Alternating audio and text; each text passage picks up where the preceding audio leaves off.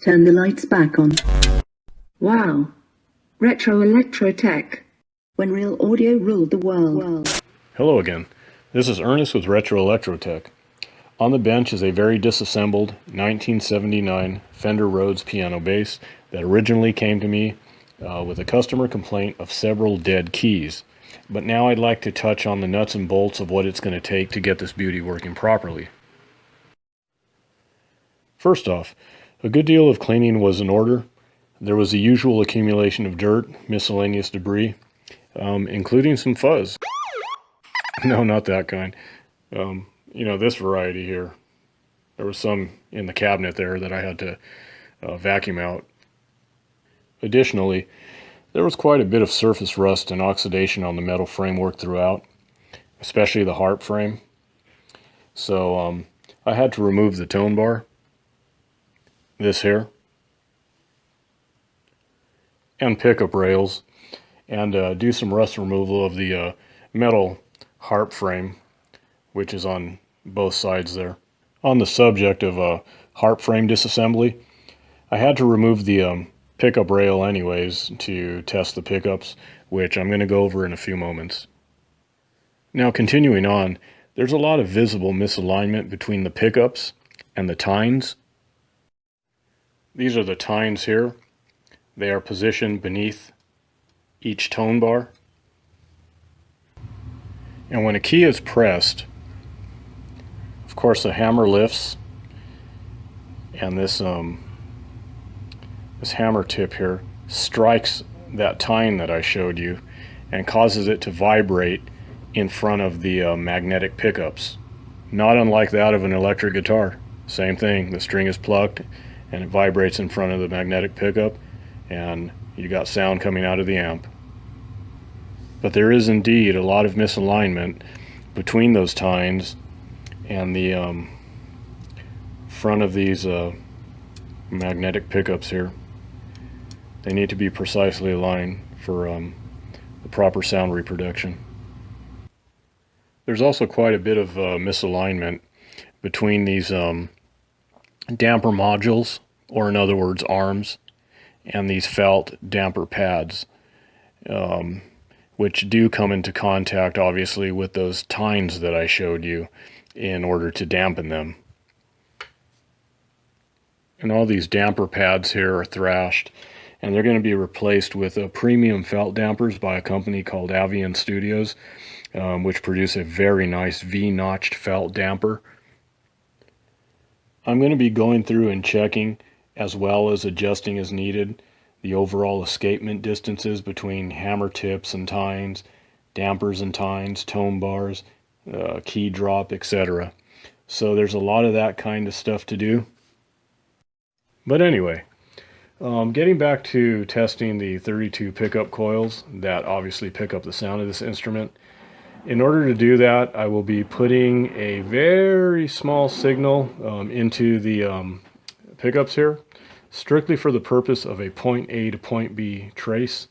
I've already passed over these pickups once, which are wired in series by the way, and I did so with a signal tracing probe like so.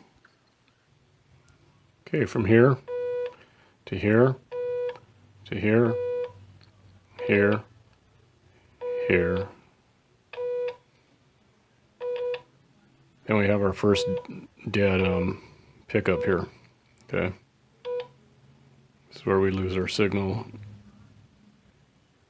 So I went through the whole stream of pickups and marked the ones that were showing as dead. But I always make a second pass to be double sure. So I'm going to do the second pass with the scope here. Okay, so there's the start of the signal there. And let's just move through this and verify my first pass that I did with the signal probe. So let me go ahead and clip on here to the first contact on this first pickup, and then jump across it, across the jumper to the next, and across the next jumper and across again, and so forth.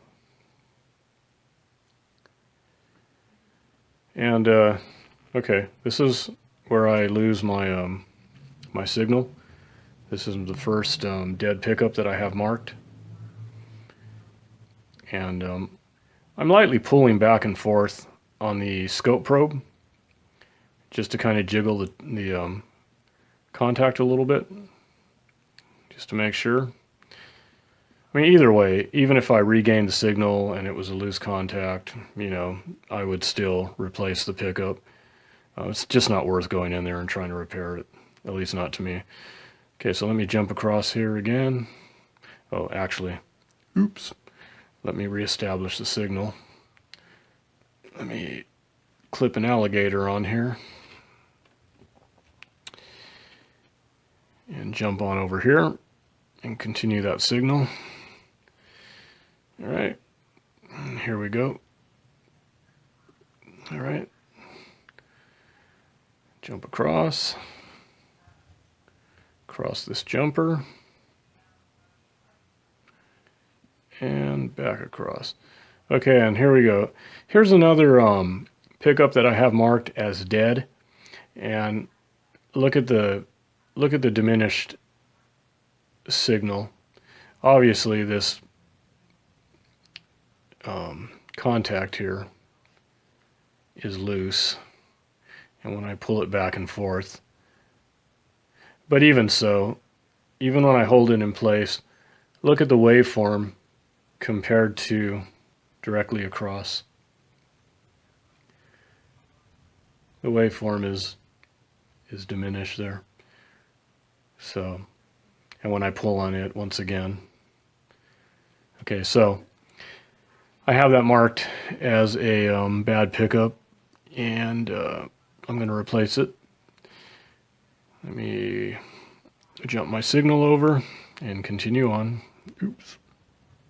Okay, there we go. There we go. We'll start moving a little faster here. There we go. All right. Okay.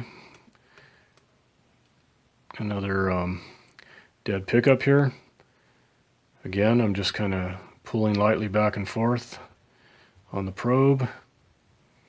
Okay. All right, let me go ahead and jump the signal again. Here we go.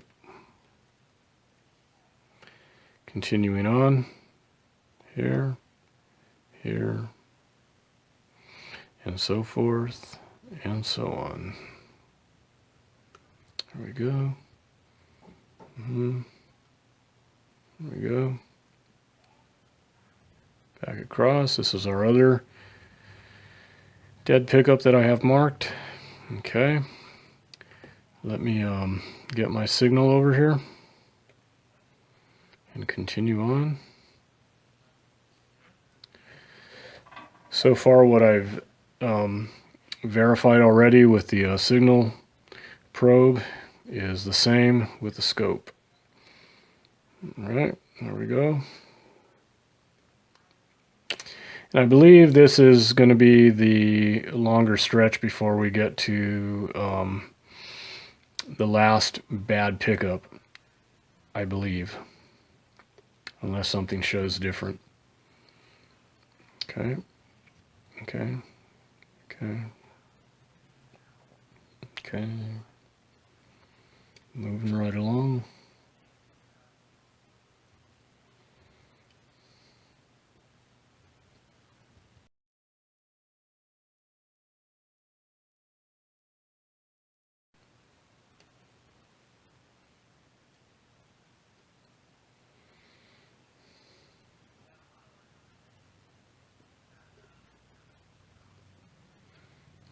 Okay.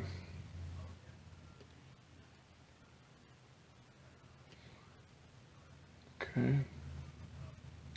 Okay, we're just about to get to the last one that I marked as DOA. Okay, and that's this one here. Okay. Let me jump back across to where we had the signal. Jump back across again. We got nothing.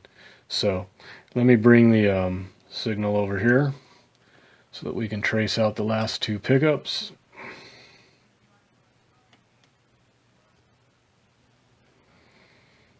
And here we go. There, there, there, and there. And we'll jump over to the wire here. Okay, so there we go. That about does it. So what I'm going to do is I'm going to go ahead and order the 5 bad pickups, and I already have the damper felts on the way, and once I get everything reassembled and adjusted, as I mentioned before, then I will make a part 2 to this video, hopefully with this thing up and running as it should. And as you can see, it's all back together, and I'm finishing up some final tuning and voicing procedures before it's returned to its owner. There's still a few times that I'm going to replace a little later down the road when some quality stock can be obtained. And if you recall from the previous video, if you even watched it, there was quite a bit of work that needed to be done to this thing. I ended up replacing 7 of the 32 pickups and all the felt dampers. There was a ton of mechanical misalignment with this thing, so I had to spend quite a bit of time tweaking everything. And again, I still have a few more adjustments to make, and that's kind of what I'm doing now, but I just wanted to make a quick video showing you that this thing is pretty much done and ready to be returned home.